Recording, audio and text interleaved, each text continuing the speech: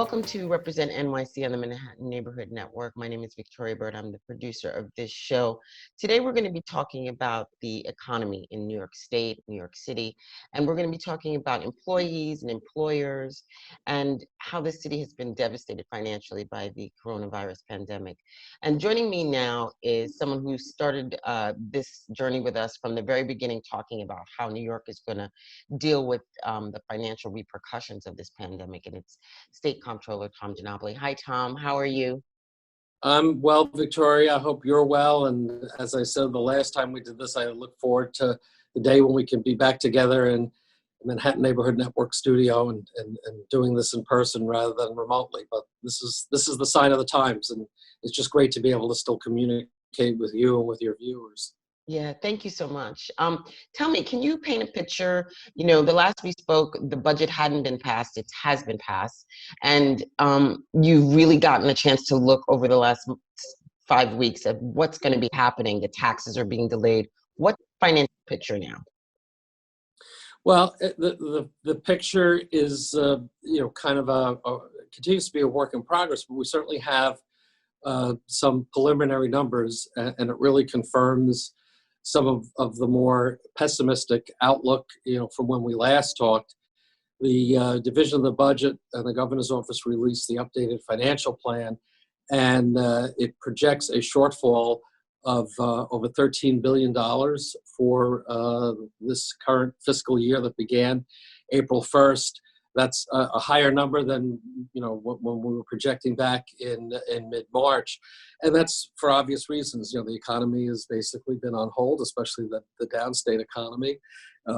Big impact on tax revenue, sales tax revenue, people being unemployed, not working, business activity being way off. So all the real estate market. Just think of all the kinds of transactions in a normal course of events that would generate tax revenue for New York City and for New York State as well.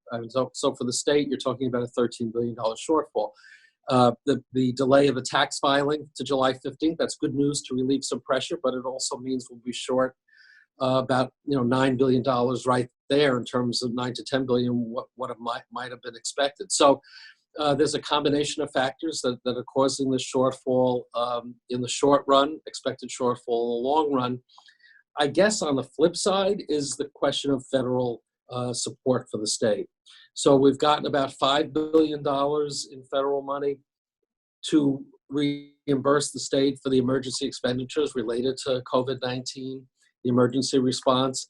But clearly, we still need more help from Washington to plug the budget hole that obviously is emerging. Because if the state still has a budget hole, cut in state programs, a cut, no doubt, in local assistance to New York City, to municipalities and school districts all across the state. So we really need that infusion of additional federal aid, not just to reimburse us for the COVID-19 related expenditures, but really to help us navigate our state and our city and our local budgets all across New York.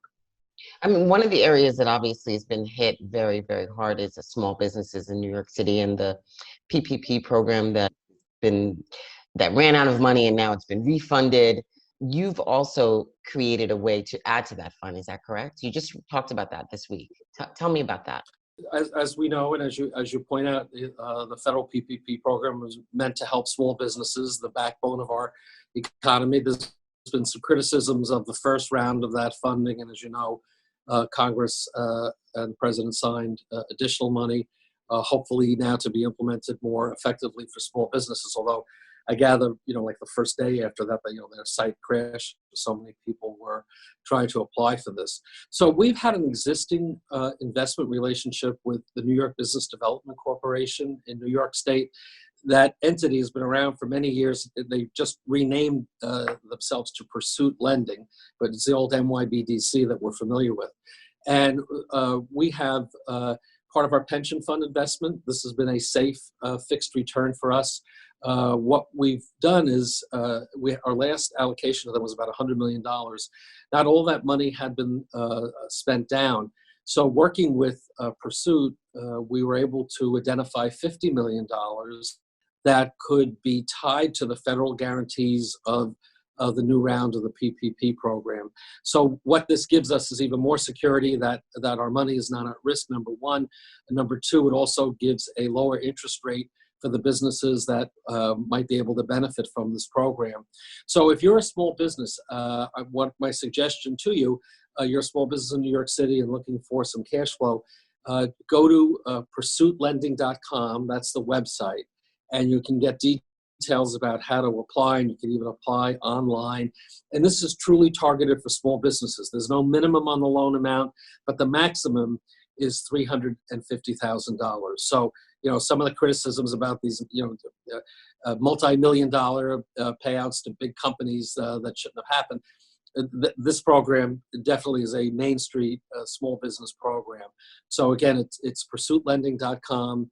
And we're very pleased that our office, through our pension fund program, and again, it's an investment. We get a return on this, but it's like a fixed income return.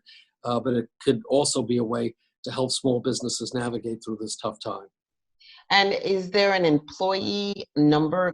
And the PPP on the federal level had a 500 employee or less, and New York defines a small business as 100 employees or less. Does this have a lower threshold for the amount of employees? Yeah, I mean, there's some flexibility there, but it's definitely tied to smaller businesses, and folks should be encouraged to check the website for more of the details. I'll even give a phone number, 518-694-8458. And if you have any questions, the folks at Pursuit could definitely give you the information on it. But it is tied to clearly to a small business, and obviously a $350,000 max. Many of the small businesses will probably need, even less for that. So this, clearly is a program really geared for the small business, the small entrepreneur that wants to stay in business and keep people on their payroll.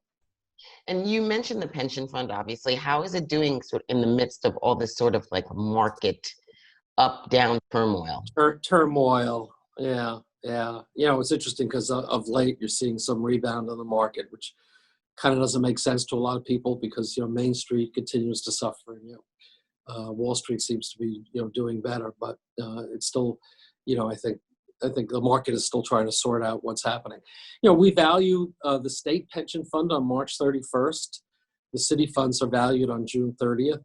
So obviously March was a very difficult month because the bear market really took hold. You had tremendous volatility, and by March 31st, it certainly was a down period. The beginning of March, we were way up, double-digit return. We were headed for one of our best years, and the bottom fell out. So, we're certainly going to have a negative number for the year. We're still waiting for some final numbers, so I don't have the exact value for the fund.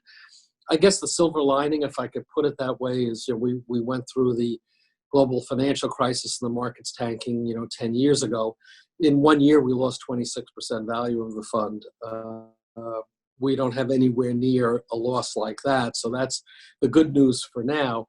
And we went into the downturn as one of the best funded state pension plans in the country, 96% funded. So, the message to our state and local retirees is we are strong, we are well funded. Yeah, we have a rough year under our belt, but now we've got till next March 31st before we next value the fund. So hopefully there's plenty of time for a rebound. My concern, with this first quarter, is obviously for our friends and colleagues in New York City, because the city pension funds are valued on, at the end of June. So we certainly hope this quarter will be a good period of recovery, starting recovery for the state plan, and we hope for the city plans that are also better funded than most plans in the country. That June 30th number will be a good one. But we have confidence in our long-term strategy, and we weathered what happened after 9/11. We've weathered the Great Recession. We'll weather this one as well. Pensions are safe and secure. That's really the bottom line message. Those are lessons that you've learned from the past. Is there any sort of thing that we can leave people with that is optimistic? Well, I mean, certainly, I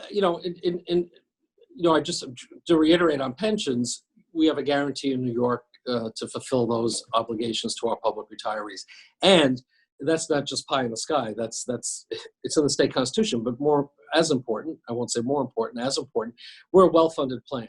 And a well-funded plan means that we could weather a tough time like this. So people should have a sense of security, and we have plenty of liquidity. We have no problem getting out the pension checks. In terms of the overall, situation with the state, the concern is that if we don't get more federal support, if the economy doesn't pick up anytime soon, it will trigger budget cuts. The governor's indicated that, and as early as mid-May, some of those cuts could be triggered. The problem is if you do a budget cut at the state level, even if it puts our state budget in balance, some of those cuts will affect what we call local assistance. That's money that would go to New York City. That's money that would go to school districts all across New York. And so that could have the ripple effect of creating real money problems, budget problems at the local level at a time when we need government to be providing essential services.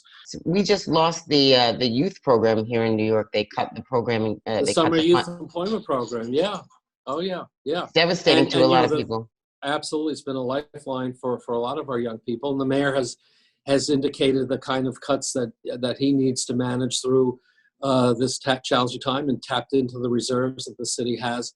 But, the problem is that could get worse. The MTA, we just sent a letter to our congressional delegation joining the transit advocates and Pat Foy, the chair of the MTA, and saying, while that first $3.9 billion in help from the federal government is certainly beneficial, they need about another $4 billion to keep the MTA afloat. If we're going to get the economy moving again in the city and keep transportation for our essential workers that are going to work now, the MTA needs to be financially viable. So much of their revenue depends on ridership, and ridership is down not only on the subways but on the rail lines as well.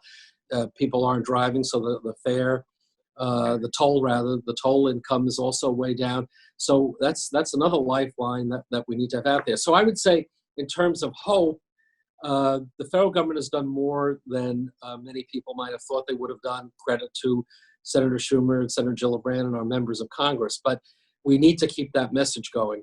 We need more help from Washington, and not just New York. New York is very hard hit. Other states are in a similar boat. That's why what Mitch McConnell said about bankruptcy for states, outrageous. First of all, you can't do it. It's not legal, and you shouldn't want to do it because that would just put us all in more of a tailspin. The message needs to be Washington, because they can make money. We can't make money in New York City or New York State. We need more help to plug these budget holes to get us through what will be a very tough few months. And let's hope that whether it's over the summer, nobody knows the exact date, that we have the reopening of the economy in New York City and in downstate New York, that happens and people are able to work, to spend money again, tax revenue will pick up.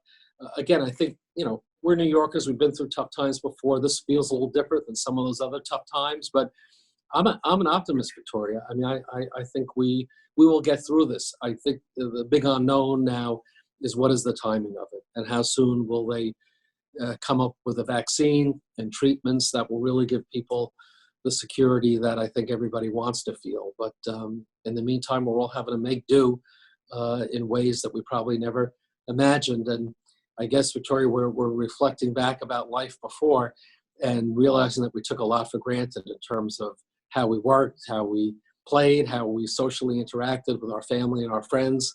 And we're all missing those days. And we look forward to, even if it'll be a little different, whatever the new normal will be, we look forward to the time where we will get back to enjoying life in a more full way than we're able to right now.